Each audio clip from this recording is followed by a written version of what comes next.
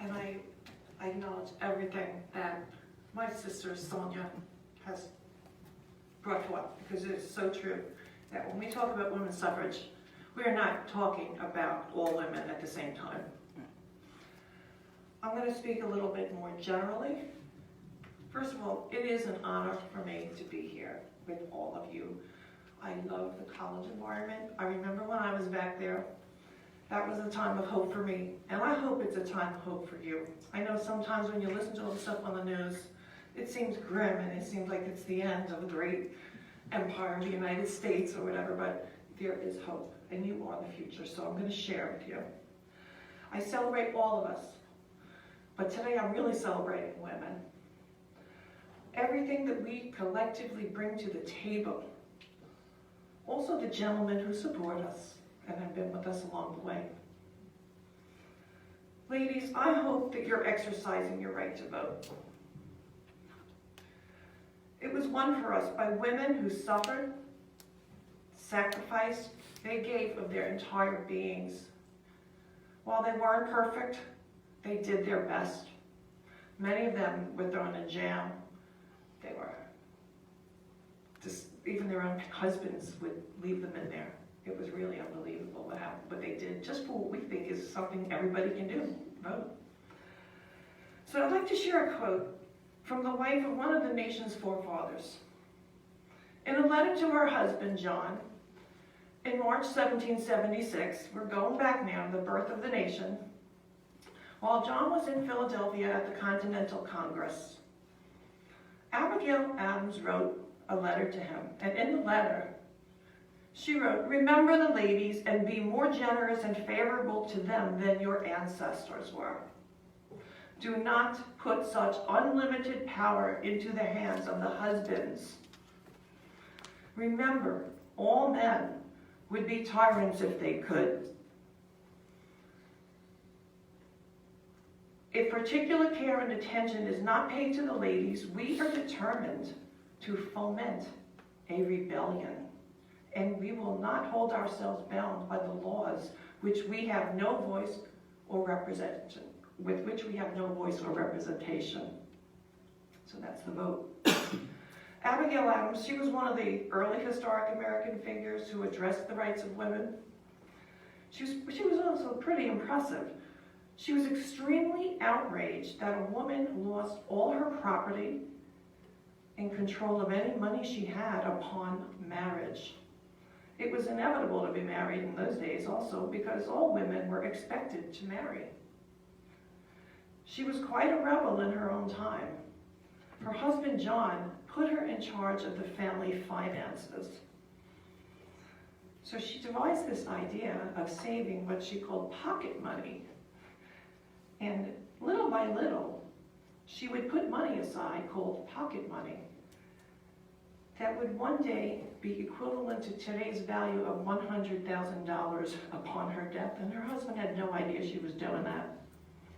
And what she did was she devised a will, which was sort of iffy because women really didn't have wills in those days. And rather than leaving the money to her sons, she gave them a small amount.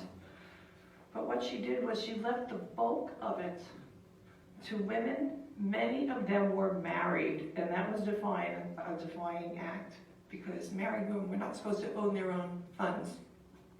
So that's not bad for a revolutionary era lady. Throughout the ages, women have been marginalized, controlled, sold, forced into marriages, exploited, treated as property, bargaining chips in a family, for tribal alliances, and worse, they were even blamed for not bearing a male heir to their fortunes or to the throne. And if you happen to be an independent thinking and non-conforming woman, you could find yourself being burned at the stake, stoned, or drowned for being a witch. Nowadays, it's easy to forget how much better most of us have it. Despite the still existing inequality and sexism, we still have it pretty good, but we can't stop. I have a few examples now of how it used to be not very long ago if you were a woman. So How many women here have their own passport? Or if your mothers have a passport, or sisters? Did you have to have a male family member get that passport for you? I think not. Well, not too long ago, you would have to have a male family member get you your passport, and if you were married, until the 1930s, married couples were issued joint passports where only the husband's name was written on it, and along his name would be the quote, in quotations, and wife, or accompanied by wife, with no name. Women were nameless on passports. Anybody own their own car in here, ladies? Anyone have a checking account? Savings account? Have any of the women in here, maybe their mothers, entered into any type of a contract? Maybe you purchased a house. Okay, maybe you got a small business going. I had a tutoring service when I was in college. It was a business. Well, not very long ago, you would have had to have had somebody else, a male, sign that contract for you. English common law prevented a married woman from owning property or entering into any type of contract without her husband's consent, and he could have full control. She could do all the work, he would get all the benefit. How about a credit card? I'll never forget when my mother got her first credit card, and it was because of the Equal Credit Opportunity Act in 1974. A woman could not have a credit card. Raise your hand, ladies, if you have a job. Who's got one? Okay. Did you have to get permission to work from a male relative? Anybody? Nope. Didn't think so. Who's received a paycheck recently of any type? Women used to have to hand it over to their husband if he wanted it, and they had no say in the matter.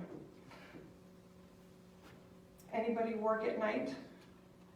There was actually a law called the Factory Act of 1948 that prohibited a woman from working in any factory after 7 p.m. because it wasn't ladylike. Until the Pregnancy Discrimination Act of 1978, a woman could be fired for being pregnant. A woman could not serve on a jury in some states until 1968. In 1965, 26 states still prohibited an unmarried woman from using birth control. Let me tell you about my own family. Going back 100 years, my great-grandmother, she was trapped in an abusive marriage. There was no leaving. Back in those days, before 1920, before the women had the vote, which started to allow us to gain power. Back in those days, you just couldn't get out of a dangerous situation. She had 4 kids, was very, very poor, physically abused by her husband. He spent most of his earnings going out drinking every night, and then he'd come home and beat his wife and children. There was no money left in his pockets. There was no legal out for her. Women were considered their husband's property. There were no shelters, no orders of protection, nothing. Nothing for a domestic abuse victim. My great-grandmother was an amazingly strong lady. She was a survivor.